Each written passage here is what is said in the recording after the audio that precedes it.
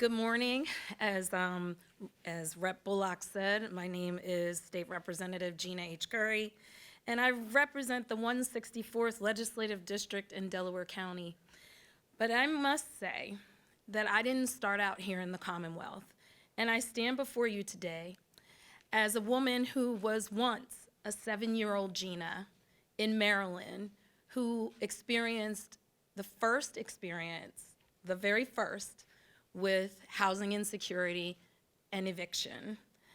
As I stepped onto the floor last December to be sworn in, I was in amazement about what God can do with someone who's not even supposed to be standing here today.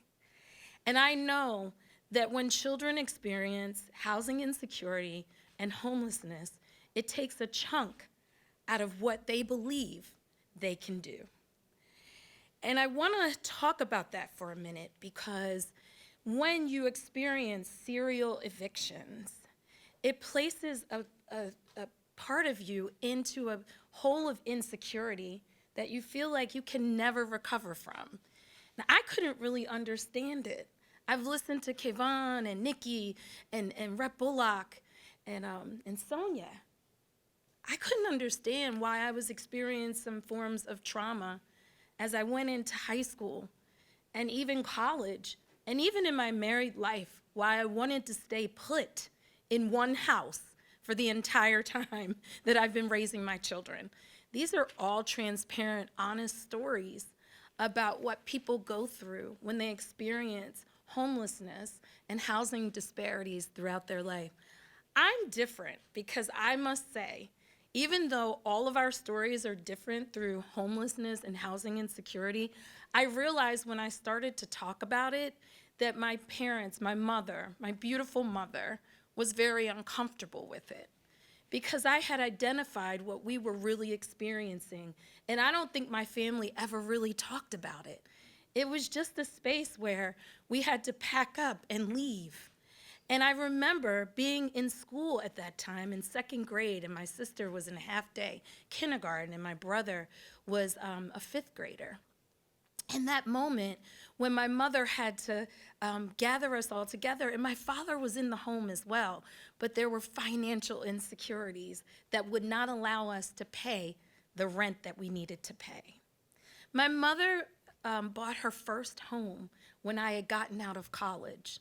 She pushed so hard for all of us to be educated. So we talk about the public school system, but believe it or not, she had pushed us through private school. Now, many of you may say, how did you go to private school and you couldn't afford to live? That's how important education was to my mother. So we went to public school, we went to private school, we went all the places where we felt like we could fit in and be pushed to our excellence. Still, all the while, not always having a secure safety net of housing. So I want to, in telling you my story today, I am honored to stand here before you to be a person who can fight. For all of these people behind me who can represent, we can fight for the children here in the Commonwealth who are experiencing the same things today. And I just want to remind everyone, and those who are listening, because everyone in the room today knows about the McKinney-Vento, right? Everyone knows. But I just want to reiterate the definition of homelessness. Because a lot of people look and say, I'm not homeless, I'm not this. But when I identified that I had many years of housing insecurity, it helped me to be able to have this definition.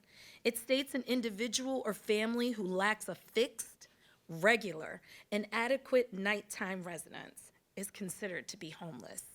This covers a lot of ground, and it's up to a few essential people like ourselves to make these determinations. I want those folks to know that we at the state level see their work. We know that without essential services of teachers, faculty, program administrators, these children would otherwise slip through the cracks. And we would like to help those helpers. We can do that by calling attention to their plight, by calling attention to what I went through and so many of us up on this stage went through.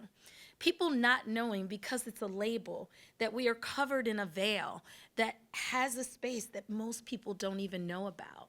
So I would say today, as the call of action that some of us said on this stage today, is do not judge a book by its cover. You have no idea what people are going through. You have no idea where they're laying their heads down at night and how they're making it every day. Many of us are surviving, but we're thriving. And I just want to thank those here today for having this and all of the conversations that I've had so far and will continue to have in my transparency about my own experience and where I am today. I want to thank you to the angels and helpers for the work you do reaching out to our students. And two, we have your back. There are exciting changes afoot in the General Assembly, and I look forward to finding ways that we can continue supporting paths to housing security, delivering more resources to our schools and children's programs, by making those resources recurring. We don't end child homelessness by standing by. We don't end child homelessness by judging or pushing them to the side.